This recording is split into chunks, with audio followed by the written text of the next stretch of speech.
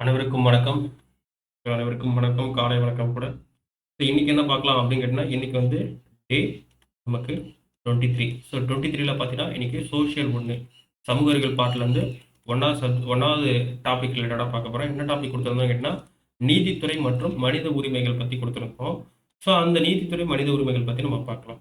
Judiciary and human rights பற்றி பார்க்கலாம். அதில் ஃபஸ்ட்டு 8th லெசனை பற்றி நம்ம பார்க்கலாம்.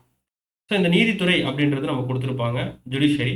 இந்த ஜுடிஷியரியை பற்றி இந்த புக்கில் என்ன கொடுத்துருக்காங்க? இந்த 8th புக்கில் நமக்கு என்ன கொடுத்துருக்காங்க கேட்டிங்கன்னா, நீதித்துறை எப்படி வளர்ச்சி அடைஞ்சிச்சு, ஃபஸ்ட்டு ஸ்டார்டிங்கில் எப்படி இருந்துச்சு ஜுடிஷியரி சிஸ்டம், இப்போ இந்தியாவில் ஜுடிஷியரி சிஸ்டம் எப்படி இருக்குது, அது மட்டும் இல்லாமல் இப்போ இருக்கக்கூடிய ஸ்ட்ரக்சரை நம்ம எப்படி புரிஞ்சுக்கிறது, அது மட்டும் இல்லாமல் என்ன ஸ்ட்ரக்சராக இருக்குன்னு கேட்டோன்னா, சுப்ரீம் கோர்ட், ஹை கோர்ட், அதுக்கப்புறம் சார் நீதிமன்றங்கள் அப்படின்னு சொல்லக்கூடிய 3 விஷயமா நமக்கு இப்போ இருக்குது. Supreme court, high court and subordinate courts அப்படின்னு சொல்லி 3 இருக்கு. அந்த 3 பற்றியும் பார்க்கலாம். அதனுடைய அதிகார வரம்புகள் என்னென்ன இருக்குன்னு பார்க்கலாம். அது மட்டும் இல்லாமல் சுதந்திரமான நீதித்துறையின் அவசியத்தை புரிந்து கொள்ளு. அப்போ நீதித்துறை எப்படி இருக்குன்னு கேட்டீங்கன்னா இண்டிபெண்டாக இருக்கு. அந்த இண்டிபெண்ட் எப்படி இருக்கு அப்படின்றத பற்றியும் பார்க்கலாம். அது மட்டும் இல்லாமல் உரிமையல் சட்டத்திற்கும் குற்றவியல் சட்டத்திற்கும் இடையான வேறுபாடுகள் என்னென்ன அப்படின்றதையும் இந்த இந்த லெசனில் கொடுத்துருப்பாங்க. Difference between civil law and criminal லா பற்றி கொடுத்துருப்பாங்க. இதுதான் இந்த பாடம். இந்த பாடத்தை நான் உங்களுக்கு ஈஸியாக தமிழில் புரியல விதத்தில் ஈஸியாக சொல்லிட்டு போயிட்டு இருக்கேன். ஓகேவா? சரி, ஓகே. ஃபர்ஸ்ட் என்ன சொல்கிறாங்க அப்படின்னு கேட்டீங்கன்னா, ஒரு நாட்டின் நீதி அமைப்பு அனைவருக்கும் முறையான நீதியை கிடைப்பதை உறுதி செய்ய திறனுடன் இருக்க வேண்டியது அவசியமாகிறது அப்படின்றத சொல்கிறாங்க. ஓகேவா? என்ன சொல்கிறாங்கன்னு கேட்டீங்கன்னா, எல்லாருக்குமே என்ன பண்ணணும், நீதி அப்படின்றது கிடைக்கணும் அப்படின்றத கிடைக்க சொல்லியிருக்காங்க. அது மட்டும் இல்லாமல் நீதி கிடைப்பதை உறுதி செய்ய திறனுடன் இருக்க வேண்டிய அவசியமாகிறது அப்படின்னு சொல்லியிருக்காங்க. நம்ம இந்தியாவில் பார்த்தீங்கன்னா ஒன்றிணைந்த மற்றும் ஒருங்கிணைந்த நீதித்துறை அமைப்பை கொண்டிருக்குது. ஒன்றிணைந்த அப்படிங்கன்னா எல்லாமே சேர்ந்த மாதிரி நீதித்துறை அப்படின்றதும் சொல்றாங்க. அது மட்டும் இல்லாமல் ஒருங்கிணைந்தனா ஒரே ஒரு பவர் சென்டர் இருக்கு அப்படின்றதையும் சொல்லியிருக்காங்க. எப்படின்னு கேட்டா ஒன்றிணைந்தனா எல்லா ஸ்டேட்டும் ஒன்றிணைந்து இருக்கு. ஓகேவா? எல்லா ஸ்டேட்டும் ஒன்றிணைந்து இருக்கு. ஒருங்கிணைந்த அப்படின்னு கேட்டா மேல சுப்ரீம் கோர்ட் இருக்கு, அதுக்கு கீழே ஹை கோர்ட் இருக்கு, அதுக்கப்புறம் சபார்டினேட் கோர்ட்ன்றது இருக்கு. அப்போ பவர் சென்டர் பார்த்தோன்னா நமக்கு என்ன இருக்கு, சுப்ரீம் கோர்ட் தான் இருக்கிறதுல பவர் அதிகமாக இருக்கு. அதனால ஒன்றிணைந்த மற்றும் ஒருங்கிணைந்த நீதித்துறை அமைப்பை கொண்டுள்ளது அப்படின்றதையும் கொடுத்துருப்பாங்க. ஓகேவா? இங்க பாருங்க, Indian has single unified and integrated judicial system அப்படின்றது நமக்கு இங்கே கொடுத்துருப்பாங்க. ஓகேவா? நோட் பண்ணிச்சா? அடுத்து போலாமா? அடுத்து போயிடலாம். இந்த அரசாங்கத்தினுடைய முக்கிய அங்கமாக இருக்கக்கூடியது யாருன்னு கேட்டால் நீதித்துறை. ஓகேவா? நம்மளுடைய கவர்மெண்ட் என்ன பண்ணியிருப்பாங்க கேட்டீங்கன்னா, ஒரு முக்கிய அங்கமாக இருக்கக்கூடியது இதுதான். நம்மளுடைய இந்தியாவில் பார்த்தீங்கன்னா நமக்கு 3 டைப்பாக பிரிச்சிருப்பாங்க. ஒன்று லெஜிஸ்லேட்டிவ், சட்டமன்றம். ஓகேவா? அதுக்கடுத்து என்னன்னா அட்மினிஸ்ட்ரேட்டிவ், நிர்வாகம். 3வது நீதித்துறை. Okay, judiciary system. இந்த மாதிரி 3 பார்ட்டாக பிரிப்பாங்க. அதில் முக்கிய அங்கமாக இருக்கக்கூடியது யாருன்னு கேட்டால் நீதித்துறை. இந்த நீதித்துறையோட முக்கியமான வேலை என்ன கேட்டால் நீதியை நிர்வகித்தல். என்ன கேட்டால் நமக்கு வந்து நீதியை நிர்வகித்தல் அப்படின்றது சொல்லியிருப்பாங்க. அட்மினிஸ்ட்ரேஷன், ஜஸ்டிஸை அட்மினிஸ்ட்ரேட் பண்றது. இப்போ ஒருத்தவங்களுக்கு நீதி கிடைக்கணும்னா அது எப்படி நிர்வாக ரீதியாக கொடுக்கறது அப்படின்ற விஷயத்த, அது மட்டும் இல்லாமல் ஏற்படக்கூடிய தகராறுகளை தீர்த்தல் அப்படின்றது கொடுத்துருப்பாங்க. செட்டில் டிஸ்பியூட் அப்படின்றது கொடுத்துருப்பாங்க. அடுத்தது சட்டங்களுக்கு விளக்கம் அளித்தல். என்னென்ன சட்டம் இருக்கோ அந்த சட்டத்துக்கு என்ன பண்ணலாம், இவங்க நீதித்துறை விளக்கம் அப்படின்றது கொடுக்கலாம். இந்த சட்டம் எப்படி அப்படின்றதையும் சொல்லியிருப்பாங்க. இன்பிரிட்டிவ் லாஸ். அதுக்கப்புறம் என்ன, அடிப்படை உரிமைகளை பாதுகாத்தல் மற்றும் அரசியலமைப்பு சட்டத்தின் பாதுகாவலராகவும் விளங்குகிறது. நோட் பண்ணிச்சுங்க, இதான் நமக்கு அடிக்கடி ஒரு கேட்கக்கூடிய கொஸ்டின். அரசியலமைப்பு சட்டத்தின் பாதுகாப்பாளராக இருக்கக்கூடியது யாருன்னு கேட்பாங்க. Protect the fundamental rights and acts as guardian of the constitution. அப்போ கார்டியன் ஆஃப் த கான்ஸ்டியூஷன் யாருன்னு கேட்டால் நம்மளுடைய நீதித்துறை தான். ஓகேவா? நீதித்துறை. நோட் பண்ணிச்சுங்க, ஜுடிஷியரி சிஸ்டம். சரி, ஓகே. அடுத்து போகலாம். அடுத்து என்ன சொல்றாங்க கேட்டால் சட்டம் அப்படின்றது என்ன, நீதித்துறை அப்படின்றது என்ன. சட்டம் நீதித்துறைன்றது வேற வேற தான். நமக்கு லா வேற, ஜுடிஷியரி வேற. அப்ப லானா சட்டம்னு சொல்றாங்க. சட்டம்ன்றது என்ன கேட்டா, இது மக்களை ஆள்வதற்கு ஓர் அரசாங்கத்தினாலோ அல்லது நிர்வாகத்தினாலோ விதிக்கப்படும் விதிகளின் அமைப்புக்கு பேர் தான் என்ன சொல்றாங்கன்னா சட்டம். என்ன சொல்றாங்க கேட்டா, the system of rule the imposed through a government or institution to govern people அப்படின்றது சொல்றாங்க. அப்ப பீப்புளை என்ன பண்றோம், மக்களை ஆள்வதற்கு. எனக்கு கீழே ஒரு செட் ஆஃப் பீப்புள் இருக்காங்கன்னு வச்சுங்களேன், அந்த மக்களை ஆள்வதற்கு நான் ஒரு நிறுவனம் வச்சிருக்கலாம், இல்ல நான் ஒரு அரசாங்கமே ரன் பண்ணலாம். அந்த நிறுவனத்தாலேயோ இல்ல அரசாங்கத்தாலேயோ என்ன பண்ணுவோம், ஒரு விதிகள் அமைக்கிறோம். எனக்கு என்ன, இந்த இடத்துக்கு போகக்கூடாது, இந்த மாதிரி சாலையில போகணும், இதுதான் சாலை, இந்த மாதிரி நம்மளாம் ரூல்ஸ் எல்லாம் போற பத்தில அதுதான் சட்டம்னு சொல்றாங்க. அப்ப நீதித்துறைன்றது எனக்கு என்ன, சட்டப்படி நான் சொன்ன இந்த சட்டத்தின்படி ஒரு நாட்டின் பெயரால் நீதியை வழங்குகின்ற நீதிமன்றங்களின் அமைப்புக்கு பேர் தான் நீதித்துறை. ஓகேவா? இந்த சட்டப்படி நான் ஃபர்ஸ்ட் லாவை கிரியேட் பண்ணிட்டேன். அந்த லா படி என்ன பண்ணணும் அப்படிங்கன்னா நீதியே வழங்கணும். ஸோ அந்த லா படி ஒருத்தவங்களுக்கு ஜஸ்டிஸை கொடுக்கக்கூடிய இந்த கோர்ட்டுக்கு பேர் தான் ஜுடிஷரி அப்படின்றது சொல்லியிருப்பாங்க. இந்த law judiciary or judicial system is system of courts with administration the justice in the name of the state. அவ்வளோதான். ஓகேவா? சரி, அடுத்து போயிடலாமா? அடுத்து என்ன சொல்றாங்க அப்படிங்கன்னா இந்த நீதித்துறை அப்படின்றதனுடைய பரிணாம வளர்ச்சி என்ன அப்படின்றத பார்க்கலாம். So evolution of Indian judiciary. அப்ப நீதித்துறை எப்படி வளர்ந்துச்சு அப்படிங்கன்னா நமக்கு பண்டைய காலத்துல இருந்து இருக்கு அப்படின்றத நமக்கு சொல்றாங்க. ஸோ ஏஷியன் பீரியட்ல இருக்கு அப்படின்றத சொல்றாங்க. அப்ப ஏஷியன் பீரியட்ல இருந்து எங்க இருந்து சார் இருக்கு அப்படின்னு கேட்டா ஏஷியன் பீரியட்ல, அதாவது பண்டைய காலத்துல நமக்கு அரசு முறை எப்படி இருந்தது? மன்னராட்சியா தான் இருக்கு, மொனார்கியா தான் இருந்துச்சு. ஸோ அந்த அரசர் அப்படின்றவர் தான் என்ன பண்ணிருப்பாரு? இந்த நீதித்துறையை கவனிச்சதான் சொல்றாங்க. இப்போ பண்டைய காலத்தில் நீதி என்ற கருத்து சமயத்துடன் தொடர்புடையதாக இருந்தது. நோட் பண்ணி வச்சுங்க, இம்பார்ட்டன்டான பாயிண்ட். அப்ப எதோட தொடர்புடையது? சமயத்துடன் தொடர்புடையதாக இருந்தது. அரசர் நீதியின் மூல ஆதாரமாக விளங்கினார். அப்ப யாரு இந்த நீதியை வழங்கக்கூடியது? அரசர் தான் வழங்கக்கூடியதுதான் இருந்தாரு. அது மட்டும் இல்லாம பெரும்பாலான அரசர்களின் அவைகளில் தர்மத்தின் அடிப்படையில் நீதி வழங்கப்பட்டது. அதுனா சார் தர்மத்தின் அடிப்படையில் அப்படின்னா நன்னடத்தை மற்றும் கடமை இது ரெண்டுத்தையும் நல்லா பண்றவங்க தான் தர்மம். ஸோ அந்த தர்மத்தின் அடிப்படையில் தான் என்ன பண்ணாங்க? அப்போ பண்டைய காலத்தில் நீதி வழங்கப்பட்டது அப்படின்றது சொல்றாங்க. ஸோ டிஸ்பென்ஸ்டு ஜஸ்டிஸ் அக்கார்டிங் டு தர்மா அப்படின்றது கொடுத்துருப்பாங்க. ஓகேவா? அது மட்டும் இல்லாம இவை மரபார்ந்த சட்ட தொகுப்புகள் ஆகும். அதுனா மரபார்ந்த சட்ட தொகுப்புனா பரம்பரையா இதே ஃபார்மேட்டை தான் ஃபாலோ பண்ணிட்டு வந்திருக்காங்க. ஓகேவா? அது மட்டும் இல்லாம தர்மத்தின் சட்டங்கள் தனி மனிதன் மட்டும் இல்லாமல் சமூகத்தையும் நிர்வகித்தது. ஸோ அந்த பரம்பரையா ஃபாலோ பண்ணிட்டு வர இந்த விஷயம் தனி மனிதனுக்கு மட்டும் இல்லாம ஒட்டுமொத்த சமூகத்துக்கும் இது நிர்வகித்ததா சொல்லியிருக்காங்க. ஓகேவா? சரி, அடுத்து போயிடலாம். அடுத்தது ஒரு முக்கியமான ஒரு நோட்டு கொடுத்துறாங்க. ஸ்மிருதி இலக்கியங்கள் அப்படின்ற ஒரு விஷயத்த கொடுக்குறாங்க. பண்டைய இந்தியாவில் ஸ்மிருதிகள் தனி மனிதனின் சமூக கடமைகளை வரையறுக்கின்றன. அதாவது ஒருத்தவங்க இருக்காங்கன்னு வச்சுக்கோங்களேன், அவங்களுடைய கடமைகள் என்னென்ன அப்படின்றத சொல்றதுன்னா ஸ்மிருதி அப்படின்னு சொல்லக்கூடிய இலக்கியங்கள் தான். ஸோ அந்த ஸ்மிருதி அப்படின்றது மனுஸ்மிருதி, நாரத ஸ்மிருதி, அதுக்கப்புறம் யாக்கியவல்ய ஸ்மிருதி அப்படின்ற வகைகளாக இருக்கக்கூடியது அப்படின்றது சொல்லியிருக்காங்க. ஓகேவா? அதுக்கப்புறம் பண்டைய காலத்துல கணங்கள் அப்படின்றது உருவாகுது. கணங்கள் அப்படின்றது என்னன்னு கேட்டா ஒரு மக்கள் குழுவா சேர்ந்து வாழ்வாங்க. ஸோ இந்த வகைரா அந்த வகைரா நம்ம இப்ப சொல்றோம் பாத்தீங்களா, அதுதான் முன்னாடி என்ன சொல்றாங்க? கணங்கள் அப்படின்றத சொல்றாங்க. கணங்களின் குடியரசுகள் தங்களுக்கென ஒரு சட்டமைப்பை, அந்த கணங்கள் என்ன பண்ணுங்கன்னா அதுக்கான தனியான ஒரு சட்டமைப்பை வச்சிருக்கான். இந்த சட்டமத்தை வச்சிருக்க கொண்டிருந்தன. இதில் குலிக்கா என்னும் நீதிமன்றத்தை காணலாம். ஸோ அந்த சட்டமைப்புக்கு நீதிமன்றங்கள் கோர்ட்டு வச்சிருந்தாங்களா, அந்த கோர்ட்டுக்கு பேர் குலிக்கா. கணங்கள்ல குலிக்கா அப்படின்றது சொல்றாங்க. அது மட்டும் இல்லாம வஜ்ஜிகளிடையே குற்ற வழக்குகளை விசாரிக்கும் 8 குலிக்காக்கள் கொண்ட வாரியம் இருந்தது. அப்புறம் வஜ்ஜினி அப்படின்னு சொல்லக்கூடிய ஒரு கணம் அப்படின்றது இருந்துச்சு. கணம்னா சமூக குழுக்கள். அந்த குழுக்கள் என்ன கேட்டா குற்ற வழக்குகள், ஸோ கிரிமினல் ரிலேட்டடா இருக்கக்கூடிய விஷயங்கள் எல்லாத்தையும், அந்த குற்ற வழக்குகள் எல்லாத்தையும் விசாரிக்கக்கூடியது 8 குலிக்காக்கள் இருந்ததா சொல்றாங்க. ஸோ குலிக்கா அப்படின்னா நீதிமன்றம் அப்படின்றது மட்டும் ஞாபகம் வச்சுங்க. ஸோ மேல்முறையீடானது குல நீதிமன்றங்களில் இருந்து கன நீதிமன்றம் மேற்கொள்ளப்பட்டது. ஸோ மேல்முறையீடு அப்பீல் போறது என்ன சொல்றாங்க?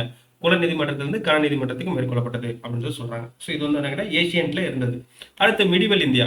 ஸோ மிடிவல் என்ன இடைக்கால இந்தியாவில். ஸோ இடைக்கால இந்தியாவில் யார் இருந்தாங்க? டெல்லி சுல்தான்ஸ், மராத்தியர்கள் இருந்தாங்க, அதுக்கப்புறம் முகலாயர்கள் இருந்தாங்க. இவங்கெல்லாம் இடைக்கால இந்தியாவில் வாழ்ந்தவங்க. ஸோ அப்போ இந்த இடைக்கால இந்தியாவில் நீதித்துறை எப்படி இருந்துச்சுன்னு கேட்டால் துக்ளக் ஆட்சி காலத்தில் உரிமையல் நடைமுறை சட்டங்கள் தொகுப்பை காண முடிகிறது. அப்ப உரிமையல் சட்ட நடைமுறை சட்டங்கள், ஸோ இது தொகுப்புப்பட்டது எங்க கேட்டா துக்ளக் ஆட்சி காலத்தில் தொகுக்கப்பட்டது. இதை என்னன்னு சொல்லி அழைக்கிறாங்கன்னா பைகாயி ஃபெரோஷாகி அப்படின்னு சொல்லி அழைக்கப்படுது. அது மட்டும் இல்லாம இந்த சட்டங்கள் பல்வேறு விவகாரங்களில் சட்டம் மற்றும் நடைமுறை விவகாரங்களை வழங்கியது அப்படின்றதையும் கொஞ்சம் சொல்லியிருக்காங்க. லைட்டா பார்த்துக்க. அடுத்து என்ன கேட்டா அரபு மொழியில் எழுதப்பட்டு பின்னர் பாரசீக மொழியில் மொழிபெயர்க்கப்பட்டது. ஃபர்ஸ்ட் என்ன பண்றாங்க? அரபிக்ல வராங்க, அடுத்தது பாரசீகில மொழிபெயர்க்கப்பட்டிருக்கு அப்படின்றது சொல்லியிருக்காங்க. அடுத்தது அவுரங்கசீப் காலத்தில் 1670ஆம் ஆண்டு பட்வா இ ஆலம்கீர் என்ற சட்ட தொகுப்பின் படி மாற்றி அமைக்கப்பட்டது அப்படின்றது சொல்றாங்க. ஸோ அதுக்கப்புறம் என்ன பண்றாங்க? ஸோ துக்ளக் ஆட்சி காலம், அதுக்கப்புறம் அவுரங்கசீப் ஆட்சி காலத்துல இந்த சட்ட தொகுப்பை மாற்றி அமைக்கிறாங்க. அதுக்கு பேர் என்ன சொல்றாங்க? பட்வா இ ஆலம்கீர் அப்படின்றத சொல்லியிருக்காங்க. அடுத்தது மிடிவல் இந்தியாவுக்கு அப்புறம் என்ன கேட்டா மாடர்ன் இந்தியா அப்படின்றது வரும். ஸோ அந்த மாடர்ன் இந்தியாவில் நீதித்துறை அப்படின்னு பார்த்தாலே நமக்கு எல்லாமே என்ன வரும்? பிரிட்டிஷ் அப்படிங்கிறது தான் நமக்கு இப்ப இருக்கக்கூடிய நீதித்துறை.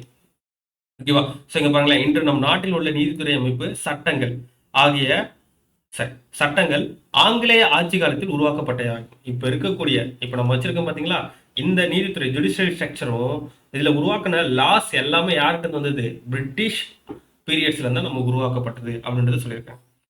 இதுல இருந்து நமக்கு முக்கியமான டேட்டாஸ் நிறைய இருக்கு, நோட் பண்ணி வச்சுங்க. அதில் பார்க்கும்பொழுது ஆங்கில கிழக்கிந்திய கம்பெனியால் மദ്രാஸ், பம்பாய், கல்கத்தா ஆகிய இடங்களில் அமைக்கப்பட்ட மேயர் நீதிமன்றங்கள் காலத்தில் 1927ஆம் ஆண்டுகளில் இந்த புது சட்டத்தின் வரலாறு தொடங்குகிறது. என்ன சொல்றாங்க? ஸோ பிரிட்டிஷ் ஆட்சி பண்ணும்பொழுது நமக்கு என்ன பண்றாங்க? மெட்ராஸ், பாம்பே அண்ட் கல்கத்தா. ஓகேவா? கல்கட்டா. ஸோ இந்த 3 இடத்துல என்ன பண்றாங்கன்னா 1727 மேயர் கோர்ட்ஸ், அதாவது மேயர் நீதிமன்றங்கள் அப்படின்றது உருவாக்குறாங்க. எப்போ எதை வச்சு உருவாக்குறாங்க கேட்டீங்கன்னா 1726ல என்ன பண்றாங்க? பொது சட்டத்தின் கீழ். ஓகேவா? பொது சட்டத்தின் கீழ் தான் மேயர் நீதிமன்றங்கள் அப்படின்றது உருவாக்குறாங்க. அதுல இருந்தா நவீன இந்தியாவின் நீதித்துறைன்றது ஆரம்பிக்குது அப்படின்றது சொல்றாங்க. அதன்படி பார்க்கும் பொழுது அதுக்கப்புறம் 1726ல போட்ட ரெகுலேஷன் ஆக்ட் கீழே தான் ஃபர்ஸ்ட் மேயர் கோர்ட்ஸ், அதாவது மேயர் நீதிமன்றங்கள் உருவாக்குறாங்க. அதுக்கப்புறம் ரெகுலேஷன் ஆக்ட் ஒழுங்குமுறை சட்டம் 1073 படி உச்ச நீதிமன்றம் அமைப்பதற்கு வழிவகுத்தது. என்ன சொல்றாங்கன்னா சுப்ரீம் கோர்ட் அப்படின்றது ஃபர்ஸ்ட் கான்செப்ட் எப்போ எடுத்து வராங்க? ஒழுங்குமுறை சட்டம், ரெகுலேஷன் ஆக்ட் 1773. இந்த சுப்ரீம் கோர்ட் எங்க ஆரம்பிக்கப்பட்டது கேட்டா முதலில் கல்கத்தாவில் ஆரம்பிக்கப்பட்டது. இந்த உச்ச நீதிமன்றம் எங்க ஆரம்பிக்கப்பட்டதுன்னா கல்கத்தாவில் ஆரம்பிக்கப்பட்டது. எங்க ஆரம்பிக்கப்பட்டதுன்னா வில்லியம் கோட்டை, கல்கத்தாவில் வில்லியம் கோட்டை பகுதியில் ஆரம்பிக்கப்பட்டது. இதனுடைய தலைமை நீதிபதியா யார் இருந்தாங்க கேட்டா சர் எலிஜா இம்பே. ஓகேவா? இதனுடைய தலைமை நீதிபதி யார் இருந்தாங்கன்னா சர் எலிஜா இம்பே அப்படின்றது இருந்தாங்க. அதுக்கப்புறம் என்ன பண்றாங்கன்னா 1801 மற்றும் 1824ஆம் ஆண்டு மദ്രാஸ் அண்ட் பாம்பே ஆகிய இடங்களில் உச்ச நீதிமன்றங்கள் வராங்க. ஸோ சுப்ரீம் கோர்ட் எங்க இருக்குன்னு கேட்டா ஃபர்ஸ்ட் கல்கத்தால, அதுக்கப்புறம் மദ്രാஸ்ல பார்க்கும்பொழுது 1801, பம்பாயில பார்க்கும்பொழுது 1824. இந்த இயர்லாம் நோட் பண்ணி வச்சுக்க, ரொம்ப ரொம்ப இம்பார்ட்டன்டா பாயிண்ட். அடுத்து இம்மூணு நீதிமன்றங்களும் 1862ஆம் ஆண்டு உயர் நீதிமன்றங்கள் மேற்படி இடங்களில் நிறுவப்படும் வரையில் உச்ச நீதிமன்றங்களாக செயல்பட்டன. சார் என்ன சார் சொல்றாங்க? ஒண்ணுமே இல்லப்பா, சிம்பிளான விஷயம் தான். இப்ப நமக்கு 1801, 1824, அப்புறம் 1773 இந்த 3 வருஷத்துல என்ன பண்றாங்கன்னா சுப்ரீம் கோர்ட்டா இருக்கக்கூடிய இடங்கள் எல்லாத்தையுமே ஹை கோர்ட்டா மாத்துறாங்க. அப்ப ஹை கோர்ட்டா மாத்திர வரைக்கும் 1762ல ஹை கோர்ட்டா மாத்திர வரைக்கும் இது சுப்ரீம் கோர்ட்டாகவே இருக்கும் அப்படின்றத நமக்கு இங்க சொல்லியிருக்காங்க. அடுத்து போயிடலாம். அடுத்தது சிவில் வழக்குகளை தீர்ப்பதற்காக ஊரக குடிமையல் நீதிமன்றங்களையும் குற்றவியல் வழக்குகளை தீர்ப்பதற்காக ஊரக குற்றவியல் நீதிமன்றத்தையும் யார் ஓபன் பண்ணாங்கன்னு கேட்பாங்க? Warren Hastings. நோட் பண்ணி வச்சுங்க, ஊரக குடிமையல் நீதிமன்றம். ஸோ அதுக்கு பேர் என்ன சொல்றாங்கன்னா முஃபிசில் திவானி அதாலத் அப்படின்றதும், குற்றவியல் நீதிமன்றத்துக்கு என்ன சொல்றோம்? முஃபிசில் பசாரி அதாலத் அப்படின்றதாகவும் யார் ஆரம்பிக்கிறதா சொல்லியிருக்காங்க? நமக்கு வாரன் ஹேஸ்டிங்ஸ் அப்படின்றத ஏற்படுத்துறாரு. அது மட்டும் இல்லாம மேற்கண்ட நீதிமன்றங்களின் மேல்முறையீட்டை விசாரிக்க சர் திவானி அதாலத் அப்படின்றதையும் சதர் நிசாமத் அதாலத் அப்படின்னு சொல்லக்கூடிய இதையும் உருவாக்கியிருந்தாங்க. ஓகேவா? ஸோ என்ன சொல்றாங்க கேட்டா அப்பீல் போறதுக்கு குடிமையல் ரீதியான வழக்குகள் வந்து சதார் திவானி, அதே மாதிரி குற்றவியல் வழக்குக்கு சதார் நிசாமத் அதாலத் அப்படின்றது ஆரம்பிச்சு. அதுக்கப்புறம் என்ன பண்றாரு? காரன்வாலிஸ் பிரபு உரிமையல் மற்றும் குற்றவியல் நீதிமுறையை மறுசீரமைத்தார். யாரு? காரன்வாலிஸ்.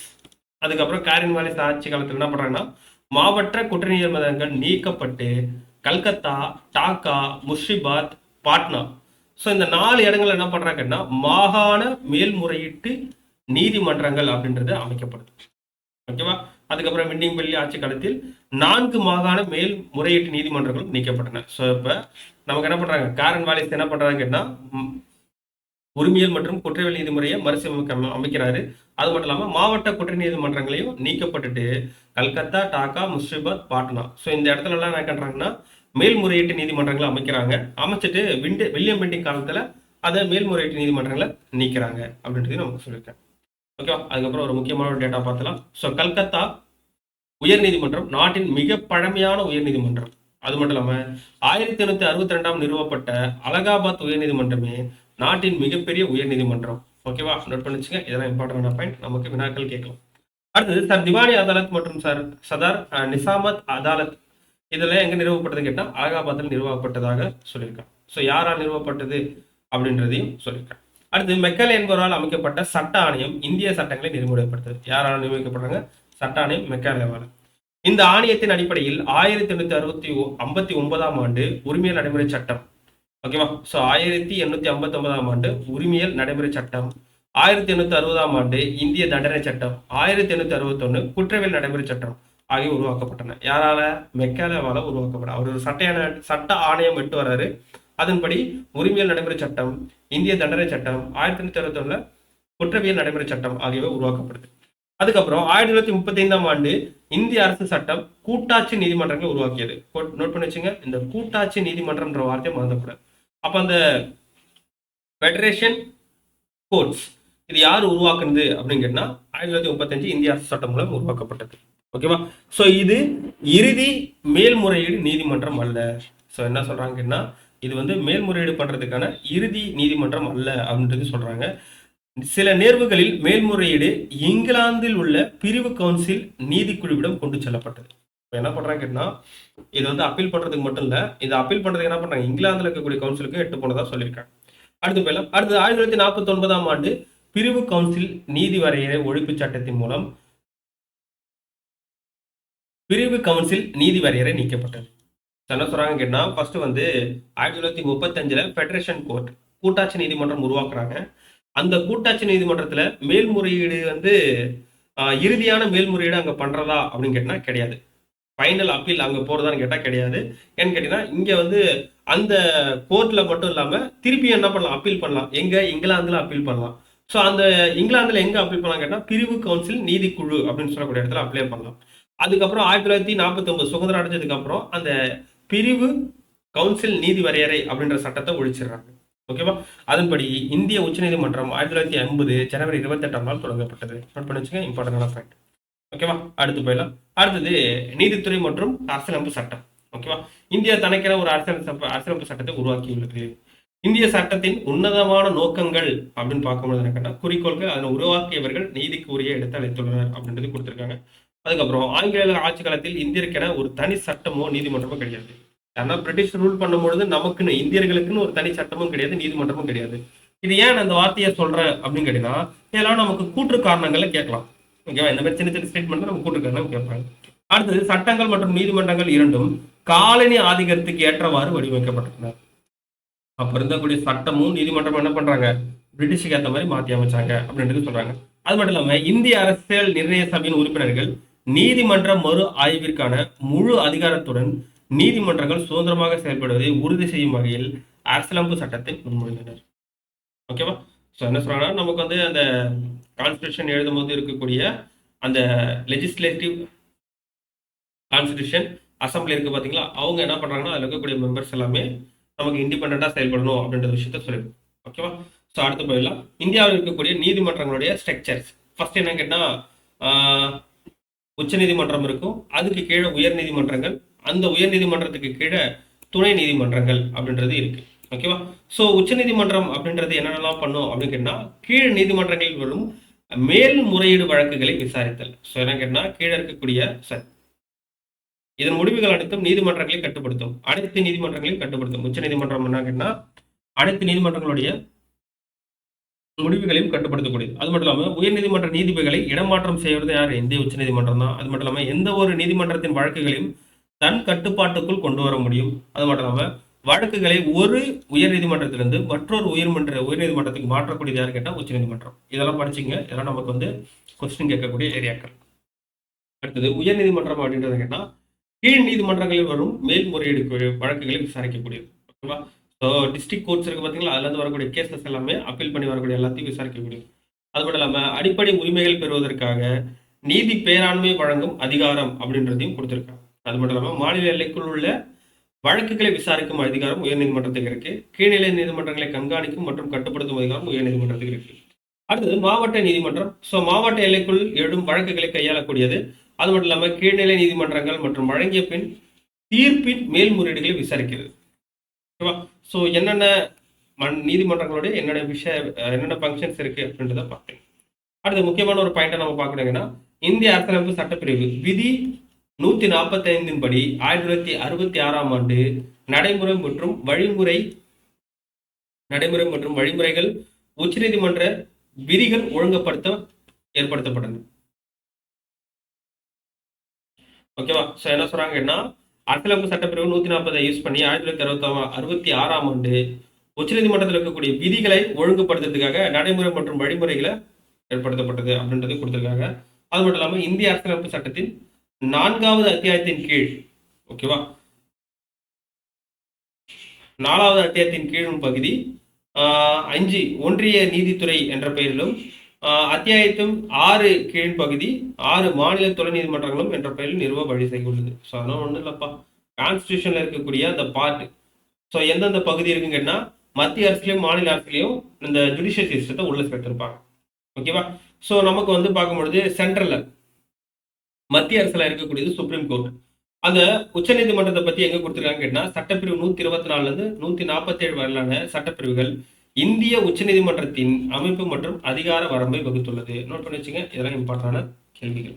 ஓகேவா? ஸோ இதெல்லாம் வந்து இந்த குரூப் 4 அண்ட் குரூப் 2 படிக்கிறவங்களாம் இந்த மாதிரி டீட்டெயிலாக படிச்சா உங்களுக்கு ஈஸியா இருக்கும். ஓகேவா?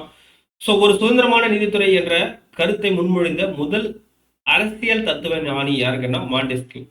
நோட் பண்ணி வச்சுங்க, சுதந்திரமான நீதித்துறை அப்படின்னு சொல்லக்கூடிய ஒரு கருத்தை முன்மொழிஞ்சிருக்காங்கன்னா மாண்டெஸ்கியூ. இவர் தான் என்ன பண்றாங்கன்னா, சட்டமன்றம், நிர்வாகம், நீதித்துறை, இது 3 பிரிவுகளாக அரசாங்கம் செயல்பட வேண்டும்.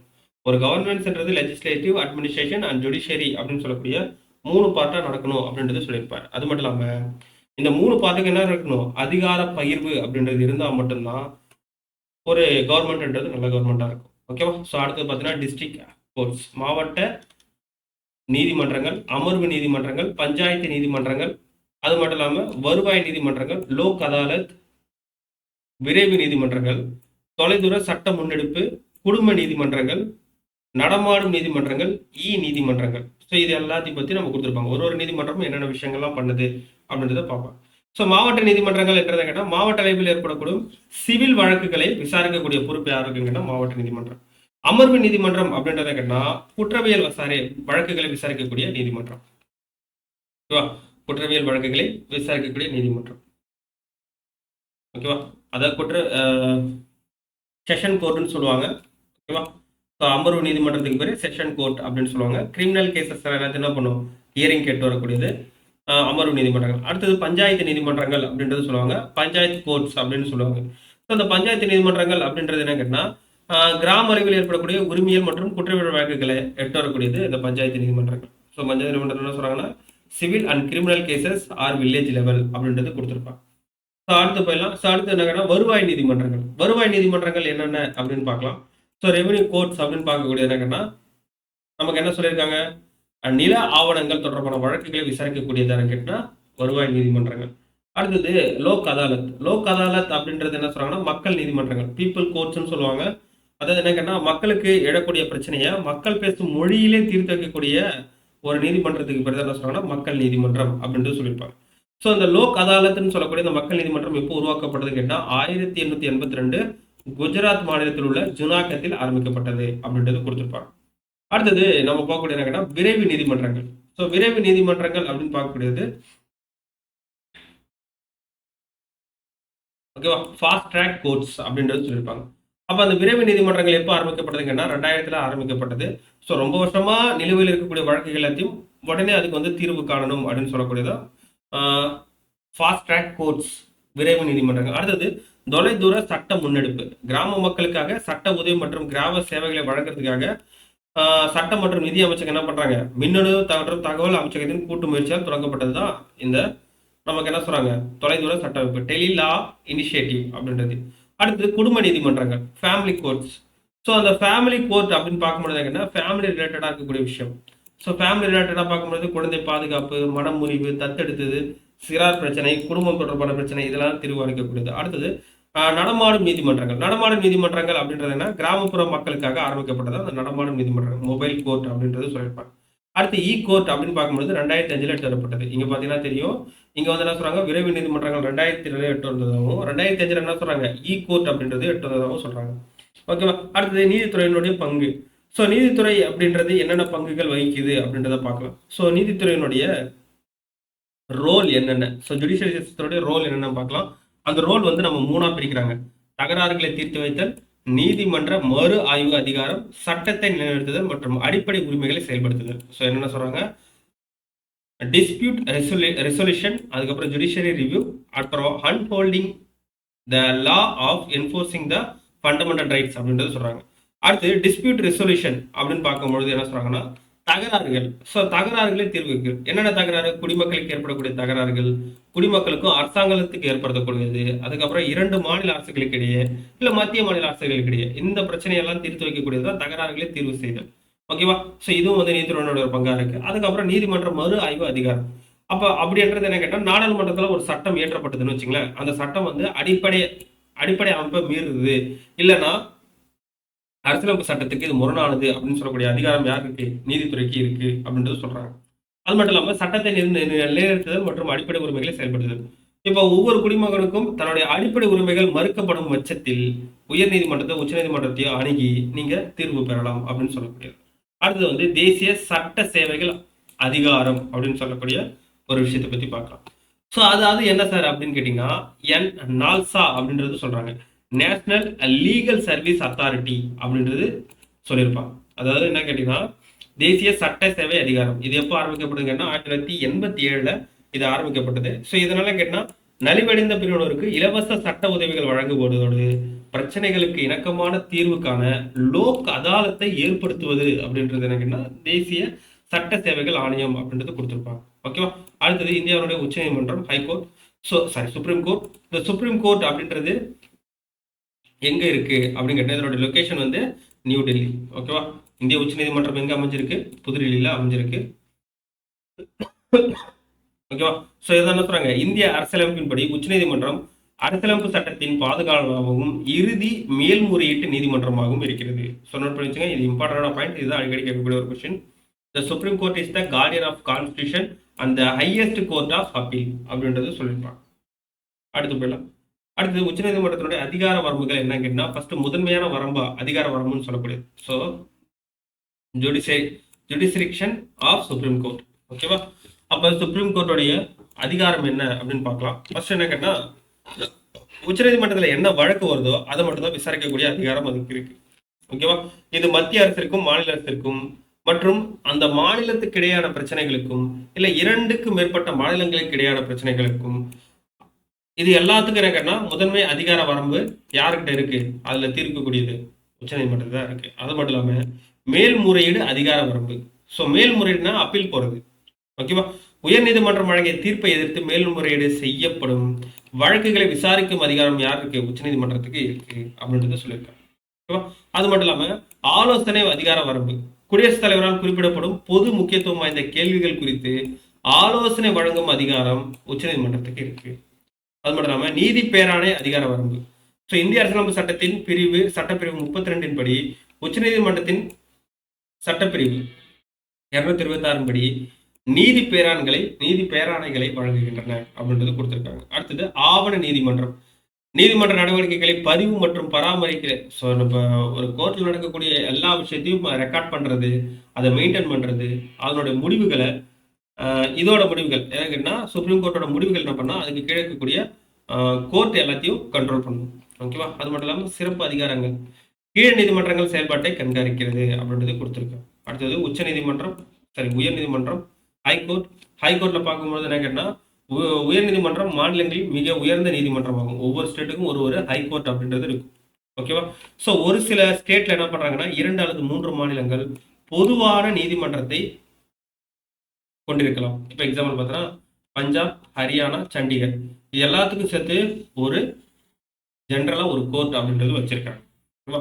ஸோ 3 மாநிலத்துக்கு சேர்த்து ஒரே கோர்ட் அப்படின்றது கொடுத்துருக்காங்க. ஸோ இதனுடைய அதிகார வரம்பு என்னென்ன அப்படின்றது பார்க்கலாம். மேல்முறையீடு அதிகார வரம்பு, நீதி பேராணை அதிகார வரம்புகளை பெற்றுள்ளது. ஓகேவா? அதுக்கப்புறம் பார்த்தலாம் நீதித்துறையில் சுதந்திரமான மற்றும் நடுநிலைமை செயல்பாடு.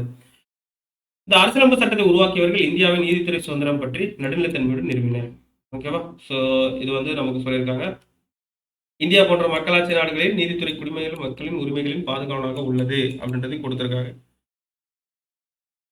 ஓகேவா?